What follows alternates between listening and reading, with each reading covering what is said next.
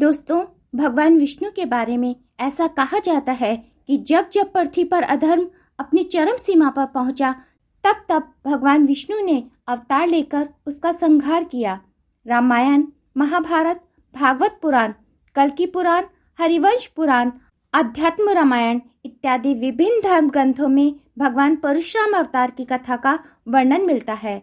भगवान विष्णु के 10 अवतारों में परशुराम को छठा अवतार माना जाता है। लेकिन क्या आपको मालूम है, परशुराम को विष्णु का आवेशावतार भी कहा जाता है। भगवान परशुराम को भगवान विष्णु और शिव का संयुक्त अवतार इसलिए माना जाता है क्योंकि शिव से उन्होंने संहारक के गुणों की प्राप्ति की और विष्णु से उन्होंने पालक के गुण प्राप्त किए। अध्यात्म रामायण में कहा गया है कि जब राक्षसों ने क्षत्रिय का रूप धारण करके जन्म लिया और वह पृथ्वी पर अनाचार और अत्याचार करके भूमि पर भार बन गए, तब भगवान विष्णु ने परशुराम का अवतार धारण किया और उन दुष्ट राक्षसों को कई बार मारा और पृथ्वी को उनके भार से मुक्त कर दिया। स्कंद पुराण के अनुसार वैशाख शुक्ल तृतीया पुनर्वसु नक्षत्र में रात्रि के प्रथम पहर में, जबकि 6 ग्रह स्वक्षेत्री या अपने उच्चासीनों में उच्च वर्ग के थे, इनकी जन्म कुंडली में तुला राशि का शनि, कर्क राशि के बृहस्पति, कन्या राशि के बुध, वृष राशि के चंद्रमा, मेष राशि के सूर्य व मीन राशि के शुक्र थे एवं राहु मिथुन राशि में स्थित था। ऐसे उत्तमोत्तम योग में भगवान विष्णु परशुराम के रूप में रेणुका के गर्भ से अवतीर्ण हुए। भगवान परशुराम का जन्म वैशाख शुक्ल तृतीया रात्रि के प्रथम पहर लगभग 8,75,700 साल पूर्व त्रेता युग के 19वें भाग में हुआ था। इसलिए अक्षय तृतीया के दिन परशुराम की जयंती मनाई जाती है। भगवान परशुराम के जन्म स्थान को लेकर विद्वानों में भिन्न भिन्न मत हैं और विभिन्न ग्रंथों में अलग अलग स्थानों का वर्णन मिलता है। परशुराम का नाम उनके माता पिता ने रामभद्र रखा था, वहीं इनका जन्म का नाम महर्षि कणव ने कोटिकर्ण रखा था। महाभारत और विष्णु पुराण के अनुसार परशुराम का मूल नाम राम था, किंतु जब भगवान शिव द्वारा उन्हें परशु नामक अस्त्र प्रदान किया गया तो उनका नाम परशुराम हो गया। परशुराम मूलतः ब्राह्मण थे, परंतु चरु के प्रभाव के कारण वह क्षत्रियोचित व्यवहार करते थे। 15 वर्ष की आयु में ही इन्होंने अपने दादा ऋचिक और पिता जमदग्नि से वेद और धनुर्वेद की शिक्षा प्राप्त कर ली थी। संजीवनी विद्या, जो भार्गव वंश में वंशानुगत दी जाती थी, की विधिवत शिक्षा इन्होंने अपने दादा ऋचिक एवं पिता जमदग्नि से प्राप्त कर ली थी। पशु चलाने की शिक्षा भगवान शंकर के सानिध्य में इन्होंने गणेश जी से प्राप्त की थी। कैलाश पर्वत पर स्थित भगवान शंकर के आश्रम में विद्या प्राप्त कर परशुराम ने विशिष्ट दिव्यास्त्र परशु प्राप्त किया था। यह परशु भगवान शंकर के उसी महातेज से निर्मित हुआ था जिससे भगवान विष्णु का सुदर्शन चक्र और देवराज इंद्र का वज्र बना था। परशुराम रुरु नामक मृग का चर्म धारण करते हैं और कंधे पर धनुष बाण एवं हाथ में परशु लेकर चलते हैं। परशुराम शस्त्र विद्या के महान गुरु थे। उन्होंने भीष्म, द्रोण व कर्ण को शस्त्र विद्या प्रदान की थी। मित्रों, क्या आप जानते हैं कि परशुराम ने अपनी माता का वध किया था? श्रीमद् भागवत गीता के अनुसार एक बार परशुराम की माता रेणुका दैनिक नियमानुसार संध्या वंदन और यज्ञ के लिए गंगा जल लेने गंगा के तट पर गईं। संध्याकालीन जप, संध्या वंदन और यज्ञ उत्तमा सूर्य संहिता सूर्य के रहते ही उत्तम मानी जाती है। जिस समय रेणुका नदी तट पर जल लेने गई, उसी समय गंधर्व मृत्तिकाव्रत के पुत्र राजा चित्ररथ गंधर्वराज का जलयान वहां रुका। चित्ररथ अपनी अप्सराओं के साथ वहां जल क्रीड़ा करने लगे। रेणुका ने सोचा, यह लोग स्नान करके चले जाएं तो मैं पूजा और संध्या के लिए स्वच्छ जल लेकर आश्रम को जाऊंगी। इक्ष्वाकु क्षत्रिय वंशी होने के कारण रेणुका के विचारों में स्वच्छंदता थी। उसे भार्गवों के द्वारा निर्मित नीति पंथ का ज्ञान नहीं था। इसी अज्ञानता के कारण उससे नीति पंथ का उल्लंघन हो गया। चित्ररथ को जल क्रीड़ा करते देखकर वह अपनी सुध-बुध खो बैठी। उसके मन में विचार आने लगा कि वह भी राजकुमारी थी और अगर उसका विवाह भी किसी राजकुमार से हुआ होता तो वह भी इसी प्रकार जल क्रीड़ा और अन्य प्रकार से राजकुमारी की तरह मनोरंजन कर सकती थी। चित्ररथ को स्त्रियों के साथ जल क्रीड़ा करते देखकर रेणुका ने जमदग्नि का चिंतन प्रारंभ कर दिया। देवी के मन में विचार आया कि मुनीश्वर शिव स्वरूप जमदग्नि के समागम में यह जल क्रीड़ा की जा सके तो यह तीर्थ सार्थक हो जाएगा। जिस समय रेणुका को जल क्रीड़ा करते हुए चित्ररथ और उनकी अप्सराएं दिखाई पड़ी, उस समय उसके मन में आश्रम जीवन के साथ ही राजकन्या की उपयुक्त जल क्रीड़ा की इच्छा जागृत हुई। मानसिक विकार आ जाने की वजह से रेणुका का चित्त स्थिर नहीं हो पा रहा था, जिसकी वजह से उसके द्वारा रेत से कच्चा घड़ा नहीं बन पा रहा था। बार बार प्रयत्न करने पर भी वह बिखर जाता था और इसी प्रयास में सारा समय बीत गया। सुदाने व स्मरण होने पर वह अपने गीले वस्त्र समेटकर जल्दी से जमदग्नि के आश्रम की ओर आ गई। रेणुका को आश्रम आने में काफी देर हो गई थी। इतने में सूर्यास्त होकर चंद्रोदय हो चुका था। अग्निहोत्र के पूर्व पहुंचने का नित्यक्रम इस दिन टल चुका था। देवगण और अतिथि गणों की पूजा का समय निकल चुका था। मानसिक विकार से युक्त होने के कारण रेणुका का ब्रह्म तेज समाप्त हो गया था। वह खाली हाथ वापस आ गई। उसे इस रूप में देखकर महर्षि जमदग्नि ने अपनी योग विद्या से सब कुछ जान लिया। उनके क्रोध की सीमा न रही। उन्होंने रेणुका से कहा, तुम्हारा चित्त पर पुरुष में लग गया है। अब तुम मेरी अर्धांगिनी होने का अधिकार खो बैठी हो।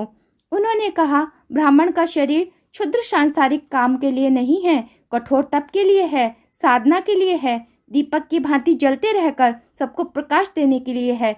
तब रेणुका ने कहा, मेरे हृदय में केवल आपकी मूर्ति रहती है। मेरे मन में आपके अलावा किसी अन्य का विचार नहीं आता है। नारायण स्वयं मेरे पुत्र हैं। मैं अन्य के प्रति अपनी कामना कैसे रख सकती हूँ। इसके बाद रेणुका ने कहा, मेरे मन में जो था मैंने आपको कह दिया। अब धर्म के अनुसार जो उचित हो वह निर्णय आप करें। इस पर महर्षि जमदग्नि ने कहा, घृणित कार्य करती हो और धर्म की बातें करती हो। तुम निश्चय ही वध के योग्य हो। महर्षि जमदग्नि ने रेणुका के व्यवहार के कारण अपने पुत्रों से उसका वध करने को कहा, परंतु चारों अग्रज पुत्रों ने ऐसा करने से मना कर दिया। इसके बाद उन्होंने अपने पुत्र परशुराम को अपनी माता रेणुका का वध करने को कहा। जमदग्नि ने परशुराम से कहा, तुम्हारी माता ने मदन रूप में चित्ररथ गंधर्व को गंगा तट पर देखा है। तेरी माता का चित्त दुराचारी हो गया है। तुम्हारी माता ने भार्गव द्वारा निर्मित और अनुकरणीय नीति पंथ का उल्लंघन किया है। मेरी आज्ञा से तुम अपनी माँ का वध करो। यदि तुम मेरे पुत्र हो तो अपनी माँ का मस्तक काट डालो। तुम्हारे चारों अग्रज भाइयों ने मेरी अवज्ञा की है, इस कारण इन भाइयों के सिर भी काट डालो। पिता की आज्ञा होते ही एक क्षण का भी विलंब न करते हुए परशुराम ने अपनी माता और चारों अग्रज भाइयों का सिर काटकर धड़ से अलग कर दिया। ऐसा करते ही महर्षि जमदग्नि ने प्रसन्न होकर कहा, पुत्र, तुम धर्मज्ञ और आज्ञाकारी हो। तुम कठिन परीक्षा में उत्तीर्ण हो गए हो। मैं तुमसे बहुत प्रसन्न हूँ। तुम एक इच्छित वर मांगो। इस पर परशुराम ने कहा, मेरी माता जीवित हो जाए, उनके मानस पाप का नाश हो जाए, मेरे चारों भाई जीवित और स्वस्थ हो जाएं और उन्हें मेरे द्वारा मारे जाने की बात याद ना रहे। युद्ध में मेरा सामना करने वाला कोई ना हो और मैं लंबी आयु को प्राप्त करूं। महर्षि जमदग्नि ने उन्हें आशीर्वाद देते हुए कहा, ऐसा ही होगा। जमदग्नि ने परशुराम को स्वच्छंद मरण का आशीर्वाद भी दिया। महर्षि जमदग्नि ने कहा कि भृगु शुक्राचार्य जी द्वारा सिखलाई गई संजीवनी विद्या से मैं तुम्हारी माता को जीवित करता हूँ। और उसके बाद उन्होंने ललिता पत्तों का लेप लगाकर उनके धड़ को फिर से जोड़ दिया, जिससे वह सभी फिर से जीवित हो गए।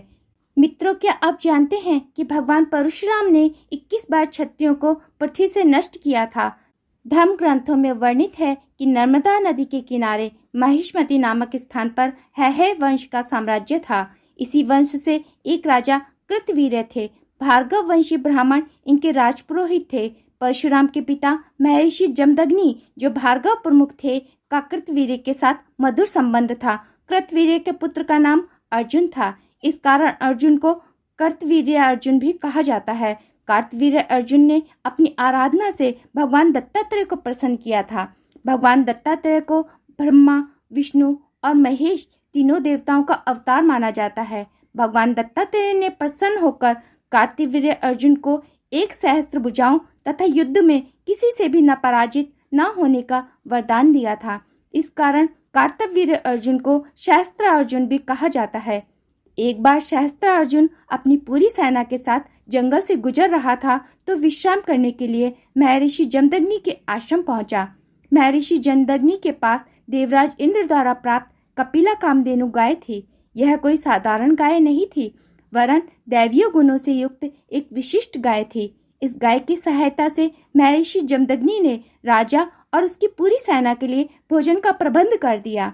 सहस्त्रार्जुन गाय की विशेषताओं को देखकर उससे प्रभावित हुआ और उस गाय को प्राप्त करने का लोभ उसके मन में घर कर गया।